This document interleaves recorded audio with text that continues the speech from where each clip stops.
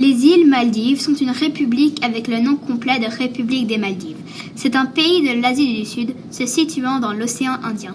Elles sont constituées d'environ 1100 îles et 26 atolls.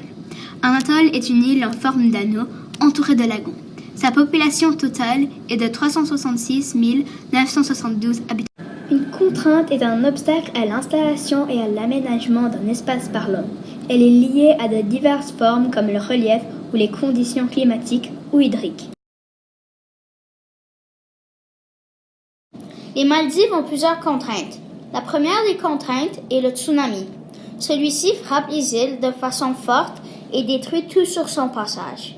Ensuite, un des plus grands problèmes est l'isolement. Les paysans sont loin de tout, les hôpitaux, les magasins et les écoles. Deuxièmement, les îles sont très petites et elles sont difficiles à s'installer. Puis, enfin, le problème est qu'il y a plusieurs manques de ressources. L'atout des îles Maldives est que les îles sont très belles. Elles ont des eaux pures et turquoises. Les îles sont aussi très jolies parce qu'elles ont des maisons faites en paille très ordinaires et belles. Les plages sont très magnifiques. La température est normalement chaude. Il y a beaucoup de tourisme sur les îles Maldives. Une information intéressante. Il y a plus d'hôtels que de bureaux. Le sable aux plages est très blanc et propre. Les îles sont souvent utilisées pour des mariages à la plage. Le 26 décembre 2004, dans l'océan Indien, un tsunami a déferlé sur les Maldives. Face à la montée du niveau de l'eau due au réchauffement de la planète et à l'érosion des côtes, les Maldiviens vivent en crainte.